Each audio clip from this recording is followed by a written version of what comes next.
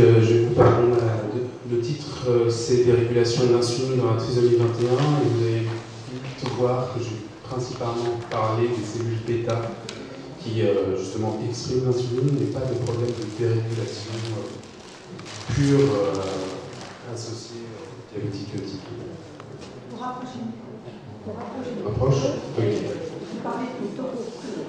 Donc, je vais vous parler de diabète. Le diabète, ça concerne une partie du pancréas qui s'appelle la partie endocrine. Ce sont les îlots de Langerhans. Et ces îlots contiennent des cellules donc, qui expriment et sécrètent l'insuline, qui, comme dirait le professeur Daniel en classe, est la seule hormone hypoglycémiante de l'individu. Donc, notre sujet au labo, c'est principalement le diabète. Et on est tombé sur la trisomie 21 par hasard. Donc, il faut savoir que quand une personne a un diabétique de type 2, la grande majorité des types 2 présentent avant une insulinorésistance, et pour résister à cette insulinorésistance, le seul moyen de l'organisme, c'est de produire encore plus d'insuline. Il y a divers moyens, une augmentation de cellules bêta, une amélioration de la sécrétion de ces cellules. Nous, ce qui nous intéresse, c'est le diabète, c'est-à-dire le moment où ces cellules craquent, et systématiquement en type 1 ou en type 2, vous avez une diminution de ces cellules bêta. Donc pour le type 1, on dit qu'il faut perdre 90% de ces cellules pour devenir diabétique. Donc l'intérêt du labo, c'est étudier les mécanismes qui entraînent ce diabète, mais aussi trouver les moyens de corriger cela. Donc je suis amusé à réunir toutes les infos que j'ai réussi à trouver sur trisomie 21 et diabète, parce que comme on vous l'a déjà signifié, il y a très peu de choses, où ça date des années 70-80 et on n'a pas forcément accès au papier. Donc, le pancréas des patients trisomiques est intéressant dans le sens où, en termes de biologie, en termes d'embryologie,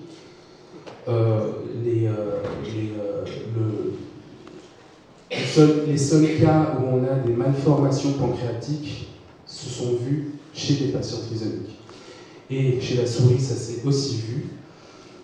Et on parle de pancréas annulaire, c'est-à-dire c'est un pancréas qui entoure le duodénum, la sortie de l'estomac, et donc parfois ça peut poser des problèmes en termes de digestion.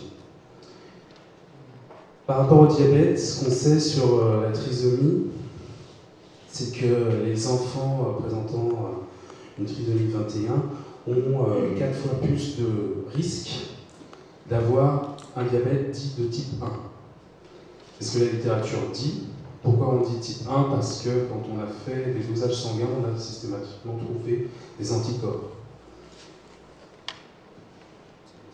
Et il y a aussi une part associée à ce qu'on appelle les HLA. Je n'irai pas sur ce sujet-là parce que justement pour la trisomie, c'est problématique. En termes de génétique, il y a un locus qui serait associé au diabète de type 1. Et contrairement à ce que j'ai entendu tout à l'heure, ce n'est pas si vrai que les chercheurs s'intéressent à la trisomie 21 parce que ces données sont connues depuis extrêmement longtemps dans le monde du diabète. Aucun chercheur sur le diabète ne s'intéresse à la trisomie 21. Pourquoi? Parce qu'ils considèrent que c'est un cas particulier. Ils ne veulent pas l'intégrer à leur ensemble de données génétiques. Ils ont des difficultés à associer ça à ce qu'ils ont déjà vu sur la population générale. Donc c'est plus ponctuellement sur DIRC ou sur d'autres cas particuliers que les gens s'intéressent justement à cela. Et enfin, ce qui est intéressant pour le diabète étant une maladie auto-immune, tous les modèles de souris trisomiques, on espérait y voir une auto-immunité très forte, mais on ne le voit pas. Par contre, tous les patients présentant une trisomie présentent des problèmes d'auto-immunité, de la thyroïde, du pancréas, etc. Donc, je répète, il y a très peu de références sur la physiologie du glucose. Je n'ai pas vu le papier de 2015. Il y a des vieux papiers des années 70 qui parlent d'une forte sécrétion, une forte insulinémie à jeun, mais difficile d'analyse. Ce qu'on a vu, c'est que quand on pose la question à beaucoup de médecins, on leur parle de diabète dans la trisomie, on nous répondait systématiquement « Ah, diabète tout type 2, ils sont obèses ». Et en fait, quand on gratte, ils sont tous type 1, enfin, ceux qu'on a vus. Et la deuxième chose, c'est que malgré cette obésité, j'ai très peu de données décrivant une insulinorésistance associée à l'obésité des patients présentant une trisomie. Donc ils peuvent être obèses, mais pas forcément, c'est pas cette obésité, enfin, nous on l'a considéré comme ça à ce moment-là, c'est pas cette obésité qui va forcément être responsable du diabète qui peut avoir lieu. À l'époque, il y a quelques temps, on s'est intéressé à dire qu'un A. On ne s'est pas intéressé à dire qu'un A par rapport à son lien à la trisomie 21, mais par rapport à l'EGCG. Ça va faire rire ma famille, je sais pas. On n'en a pas parlé. Oui, mais l'EGCG qui est un inhibiteur de cette molécule, et à l'époque, ce qui m'intéressait, moi, c'était toutes les molécules naturelles qui avaient des actions sur des kinases, tout type de kinases. Et donc, j'ai choisi de dire qu'un A, par hasard.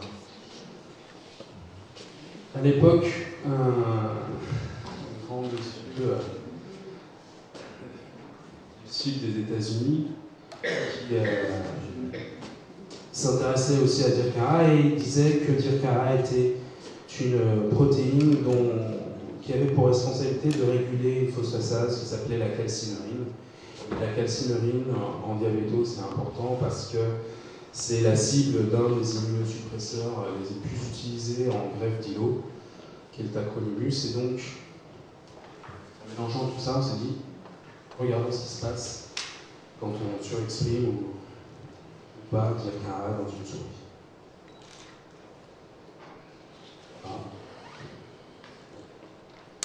Voilà. Hop. Donc, on a étudié, grâce à Nathalie, les souris exprimant une copie en plus de DIRCA, ce sont des modèles de pseudo-trisomie, et des souris ayant une copie en moins de DIRCA, et bizarrement, en fait, les souris qui étaient censées être trisomiques étaient sveltes. Donc, les histoires d'obésité par rapport à la trisomie dans ce modèle-là ne collaient pas. Donc, on a analysé ces souris et ce qu'on a vu très vite, c'est que DIRCA, qui est un très bon modèle, une très bonne cible pour les neurones, je le précise, là je vais parler que de cellules bêta. Dans la cellule bêta, DIRCA dans nos mains était une kinase qui était bénéfique, qui favorisait la survie des cellules bêta, qui favorisait leur prolifération, qui permettait de réguler un diabète de type 2 induit par surconsommation d'acide gras. Et donc c'était le Saint Graal, on pouvait soigner les diabétiques en surexprimant DIRCA. Chose qui est complètement contradictoire avec ce qui est en cours actuellement par rapport à la trisomie 21, on cherche désespérément à l'inhiber. Mais voilà que les concurrents se sont mis à étudier les cellules bêta humaines sur boîte et ont trouvé autre chose. Ils trouvent l'inverse. L'inhibition de DIRCA détruit les cellules. L'inhibition des cellules DIRCA protège les cellules bêta, etc., etc. Donc, beaucoup de laboratoires en diabéto, actuellement, il y a deux fronts. Ceux qui disent que DIRCA c'est positif pour la cellule bêta et ceux qui exercent actuellement. On va dire que les boîtes pharmaceutiques sont de mon côté et les Américains sont de l'autre. Ça, c'est juste pour vous montrer ce que fait les divers inhibiteurs de DYRK1 sur un îlot humain. Systématiquement, vous avez une destruction de l'îlot.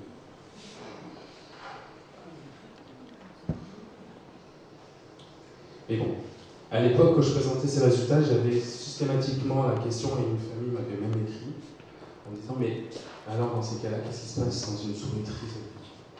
Donc, grâce à Nathalie, on a eu accès à un des modèles de souris trisomiques qui sont les TS65, et là on essaye aussi de regarder la même chose sur les DP16, et on s'est dit, bon, on a commencé, regardons ce qui se passe dans une souris trisomique. Et ce qu'on voit dans une souris trisomique, eh ben, c'est ce qu'on... Attention, ce sont des modèles murins, ce sont des, on va dire, ce sont tous clonales. Donc il ne faut pas penser que si c'est systématique dans une souris, ça, tous les enfants présentant une trisomie vont être malades. Là, c'est un modèle. Donc dans le modèle de trisomie 21 TS65, toutes les souris sont diabétiques. Et elles sont diabétiques, pourquoi? Parce qu'elles ont un défaut de sécrétion d'insuline. Ce défaut, on ne sait pas, à l'époque, on ne savait pas trop à quoi il était dû. On allait chercher un peu plus, et ce qu'on a vu, c'est qu'en fait, les îlots que vous pouvez voir en bas à gauche se vident. Se vident, ils ont beaucoup moins d'insuline qu'un îlot normal. Donc à 3 mois, il est comme ça, à 9 mois, il est totalement vide. Et en plus, le nombre de cellules diminue. Donc, ça a posé un problème, c'est que ça, c'est ce qu'on voit principalement dans ce qu'on appelle le diabète de type 2. Maintenant, on les divise en plusieurs morceaux, le diabétique de type 2, mais le diabétique de type 2, où c'est la cellule bêta qui dysfonctionne et qui a un problème de sécrétion, et vous allez vers un diabète. Sauf que ce qui est décrit dans la littérature, c'est un diabétique de type 1, donc un diabète qui présente des anticorps. Et là, ce que je vous ai montré avec une petite flèche, c'est au bout de 9 mois dans une souris trisomique, ce que l'on voit, c'est qu'en fait, on a un début d'insulite. Et en fait, c'est une réaction naturelle de l'organisme. Vous lui présentez un tissu qui est en train de se dégrader, l'organisme considère qu'il faut qu'il s'en débarrasse, et donc il va commencer à produire des anticorps. Et nous, actuellement, l'idée du fortium, c'est de penser que justement, on a un vrai diabète de type 2 qui, comme le Canada Dry, veut ressembler à un diabète de type 1, mais c'est un diabète de type 2 à la base. Donc on a fait quelques recherches, des transcriptomes en tout genre, et malheureusement on n'a qu'une seule cible. Quelqu'un qui parlait du fait que les analyses génétiques pouvaient trouver beaucoup de choses. On a, suite à un transcriptome sur îlot, on a on a 2 gènes qui sortent, et puis c'est tout. Tous les autres, statistiquement, ne sont pas considérés, et on n'a que 2 gènes. Donc nous avons un chromosome entier avec plus de 200 gènes qui augmentent légèrement. Ça ne fait bouger que 2 gènes dans l'îlot. Alors heureusement, la littérature en fait un gène majeur, parce que ça l'associe à des problèmes mitochondriales, donc ça expliquerait toute l'histoire qu'on est en train de monter, c'est-à-dire qu'il a été déjà établi que les maladies mitochondriales dans la cellule bêta entraînaient une fatigue de cette cellule dont le seul but est de produire de fortes quantités d'insuline, et que ça peut entraîner justement sa destruction. Mais aussi, ce que la littérature dit, c'est que ce gène peut être aussi responsable de problématiques d'auto-immunité. Là, c'est ce qu'on est en train de regarder actuellement. Là, je vous ai fait un petit récapitulatif. On voit un DT2 qui, en fait, se présente au médecin comme un DT1, et on a de la chance, il y a une spécialiste de la génétique du diabète en Angleterre qui vient de sortir un papier, enfin en 2015, et qui est en étudiant, qui a, elle, pour le coup, une cohorte, chose exceptionnelle, une cohorte de patients, et qui dit il y a 2 pics d'apparition du diabète dans la trisomie, des enfants à 2 ans et plus tard vers 9 ans. Mais quand je regarde les enfants à 2 ans, j'ai du mal à voir les anticorps et je pense que c'est peut-être un diabète néonat. Bon, elle n'avait pas les modèles souris pour analyser ça voudrait dire qu'on a peut-être quelque chose sur ce sujet. Ce qui est bien aussi, c'est que notre cible des boîtes pharmaceutiques cherche à avoir des médicaments car elle est aussi impliquée dans d'autres maladies. Je ne vais pas parler aujourd'hui.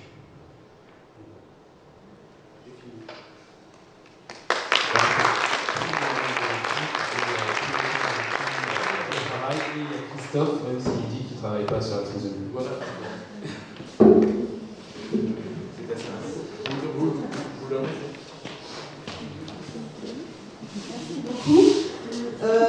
J'avais une petite remarque, en effet, comme vous avez dit au début. En ce qui concerne le gène DIRCA, je vais parler plus fort et mieux. Il y a encore un papier récent qui vient de sortir avec un inhibiteur, mais là il parle de DIRCA-A, DIRCA-B. Alors peut-être que les cibles ne sont peut-être pas tout à fait les mêmes.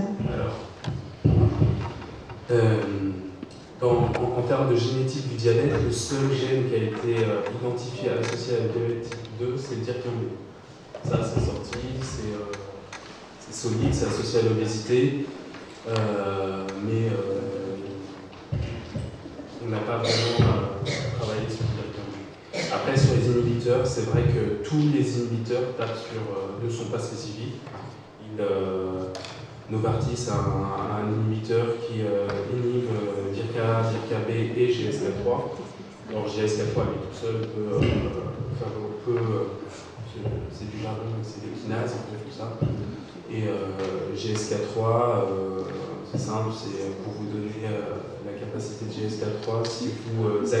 Si vous inhibez GSK3 dans une cellule, vous pouvez la rendre tumorale.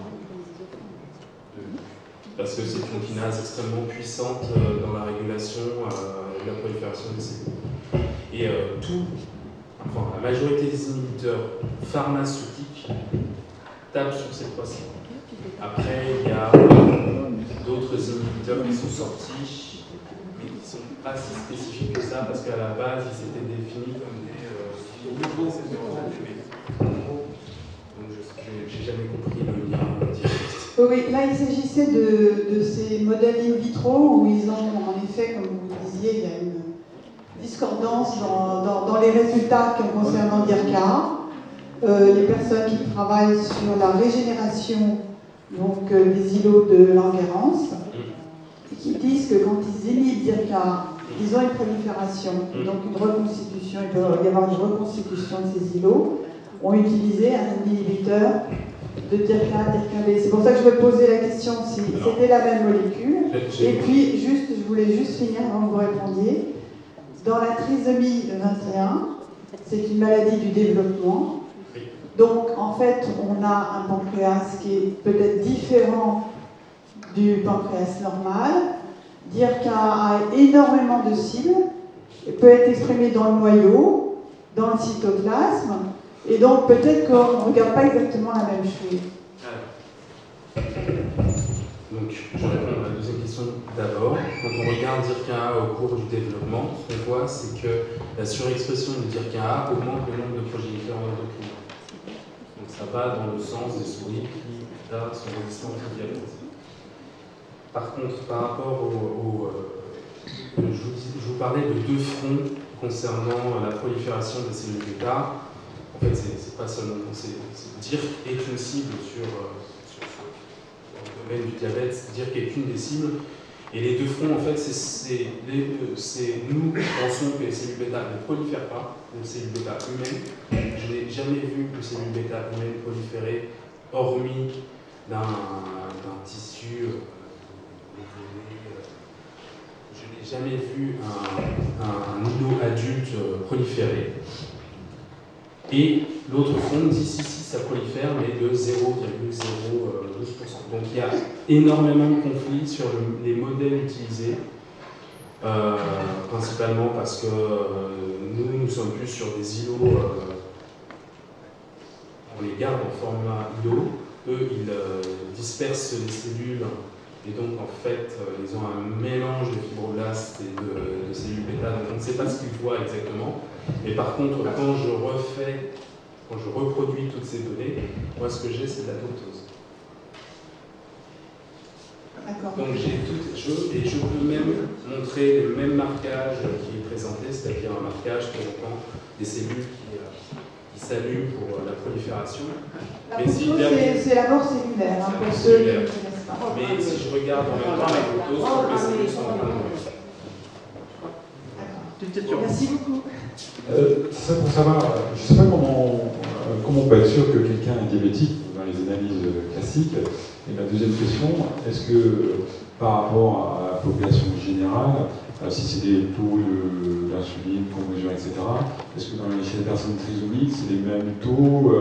Est-ce qu'il peut y avoir des risques d'erreurs de diagnostic dans un sens ou dans l'autre en pensant que...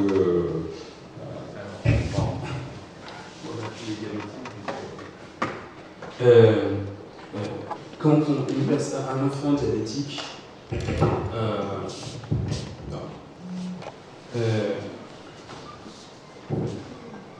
je vais présenter du taux. Je vais parler du taux d'abord. Le taux défini dans la littérature, c'est 2% de la population présentant une trisomie pourrait présenter un diabète.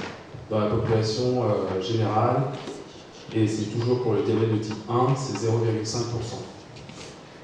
C'est pour ça qu'on dit la population trisomique a 4 fois plus de risque d'avoir un diabète de type 1. On parle de diabète de type 1 parce que le diabète de type 2 n'est pas vraiment référencé dans la littérature. Et même, j'aurais plutôt tendance à dire que jamais, on a accès à 2 services, à Robert Debré et à Necker, on n'a jamais eu vent d'une personne présentant une trisomie qui avait un diabète de type 2.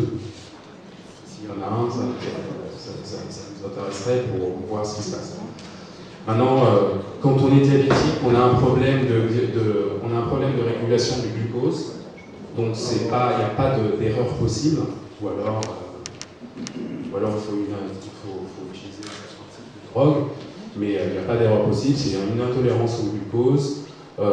Si c'est un diabète de type 1, souvent les enfants sont détectés après une acidocétose et un coma associé à une trop forte, un pH trop bas sanguin. Et l'autre cas, c'est souvent quand on voit des enfants fatigués, souvent aux toilettes, qui n'arrivent pas à se retenir pour aller aux toilettes, entre guillemets, ce qui est en fait, et qu'on fait des tests, souvent on détecte de l'acétone dans le sang, et là c'est extrêmement clair. Les taux d'acétone, on n'est pas censé avoir de forts taux d'acétone dans le sang quotidien.